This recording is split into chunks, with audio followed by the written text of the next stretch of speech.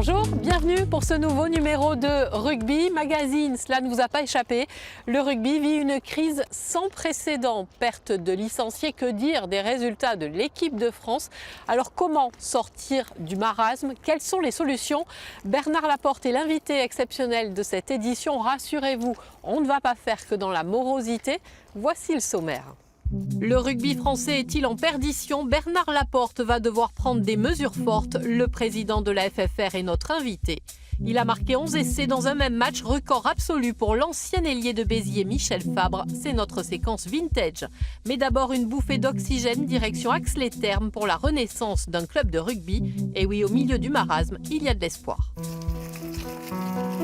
Tracer les lignes d'une nouvelle aventure rugbystique, celle-là, c'est l'idée qui a germé dans l'esprit de Kevin. Ah si, tu la vois la ligne là. Un club avait déjà été créé à Ax avant-guerre, un passage éclair de 2 ou 3 saisons, une idée sans lendemain redevenue d'actualité. On était une bande de copains, on voulait jouer au rugby, à cause du travail on ne pouvait pas. 180 km par semaine, c'était pas possible pour aller jouer à Tarascon. Donc on a décidé que le rugby venait à nous. À certains joueurs du club voisin de Tarascon sur Ariège, à 20 km de là, s'ajoutent quelques anciens pour donner du liant, 40 licenciés au total.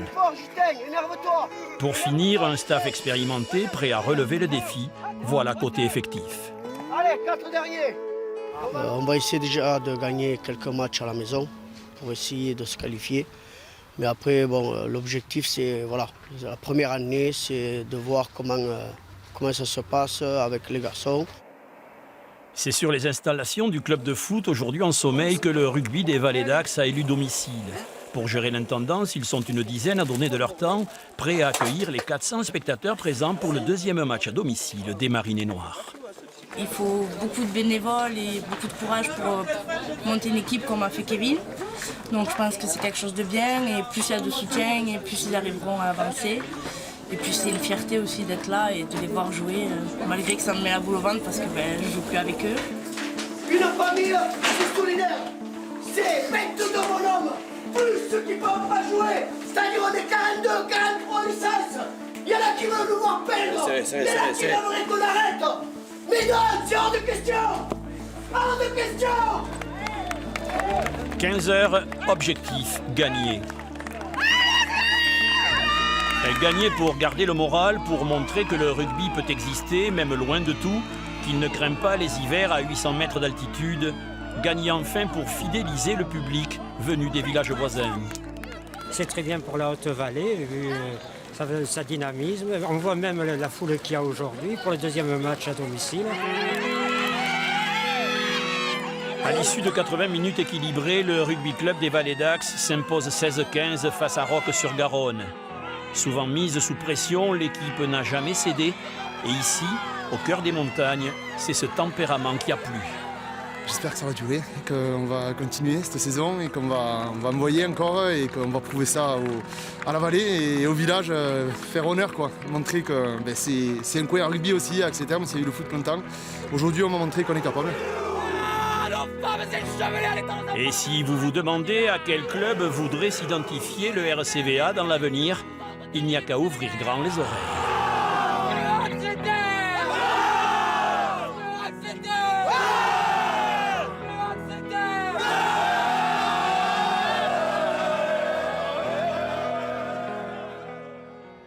La dépêche est tombée lundi aux alentours de 22 h. Le ministère des Sports a décidé de renvoyer devant la justice l'affaire Altrad Laporte. Alors quelle sera la suite?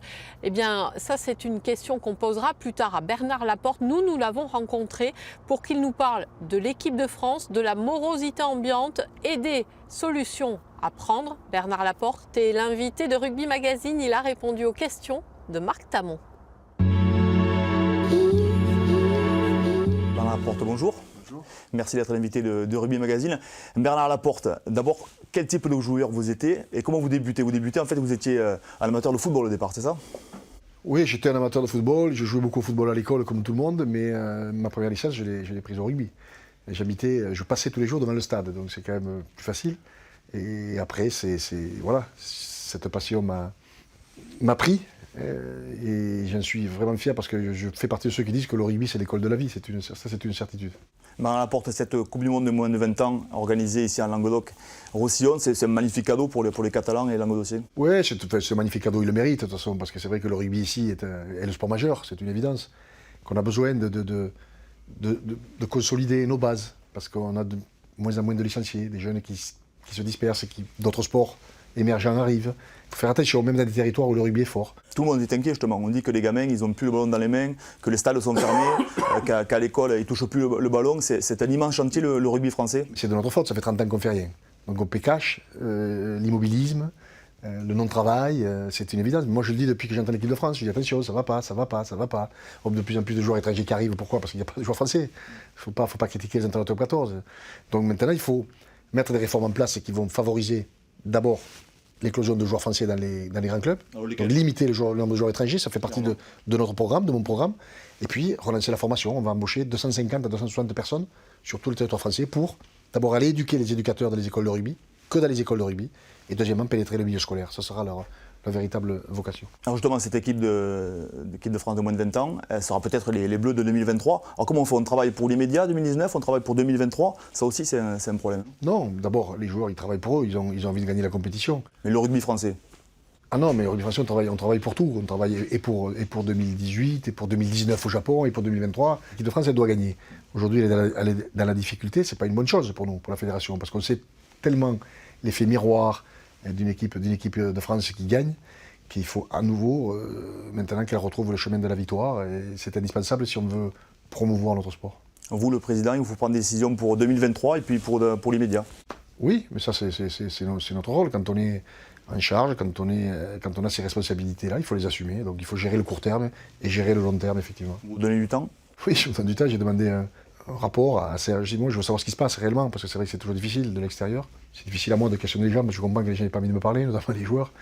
Et il y a des gens, Serge Simon est en charge des équipes de France, donc il va questionner, il va recevoir d'abord le staff, hein, c'est la première des choses, et puis ensuite discuter avec les entraîneurs de clubs, de top 14, discuter avec les présidents de top 14 aussi, et puis discuter aussi avec nos joueurs, pourquoi, qu'est-ce qui se passe, etc., pour qu'ensemble on trouve les solutions. On n'est pas dans l'urgence, mais c'est vrai que on est quand même interpellé, parce que c'est vrai que cette tournée a été difficile, et le dernier match contre le Japon, il faut dire les choses comme elles sont, le match nul est un miracle. Si le joueur japonais transforme, on a perdu. Ils ont 65% du temps le ballon, c'est le contenu aussi qui exaspère.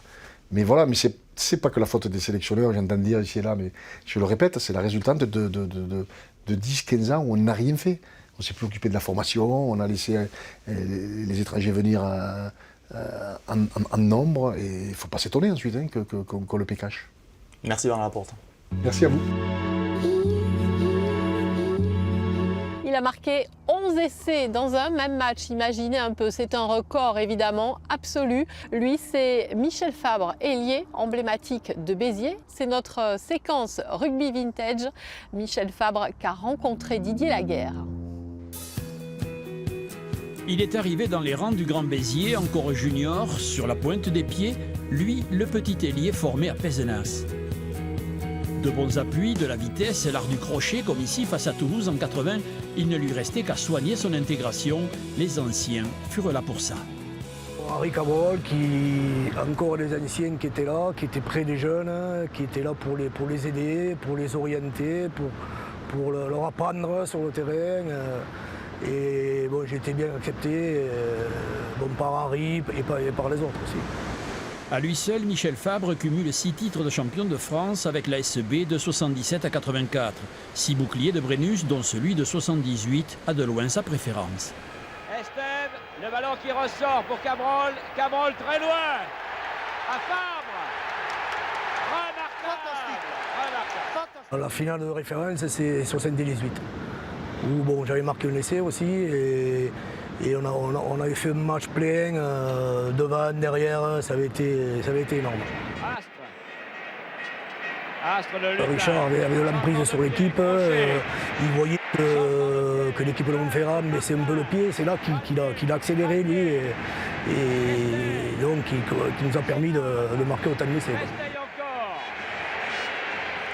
Les Biterrois l'emporteront finalement 31-9, 4 essais à 1.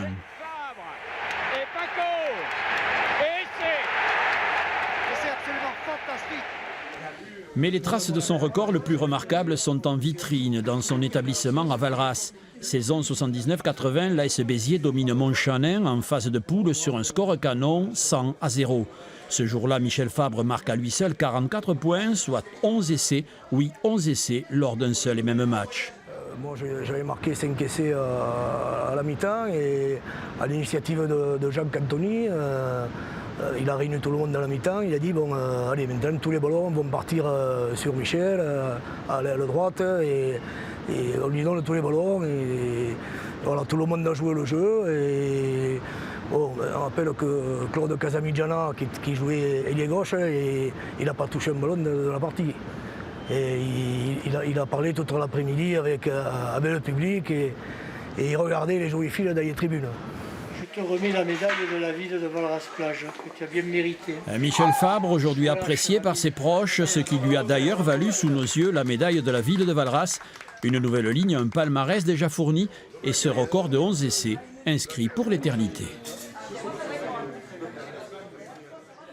C'est déjà la fin de ce numéro de Rugby Magazine. Merci de votre fidélité. Rendez-vous bien sûr samedi 12h05. En attendant, je vous souhaite un excellent week-end sur France 3 samedi.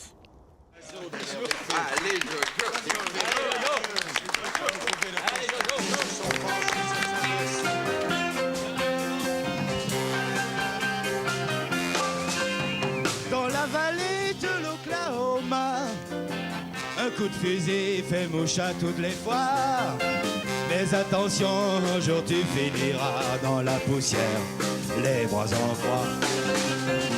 Avec insolence, tu défies les hommes, tu chippes leurs femmes. Mon Dieu, il faut voir comme à ce petit jeu tu t'amuses trop. Mais tu laisseras ta peau dans la vallée de notre enfant. Tu as commis les pires des violences.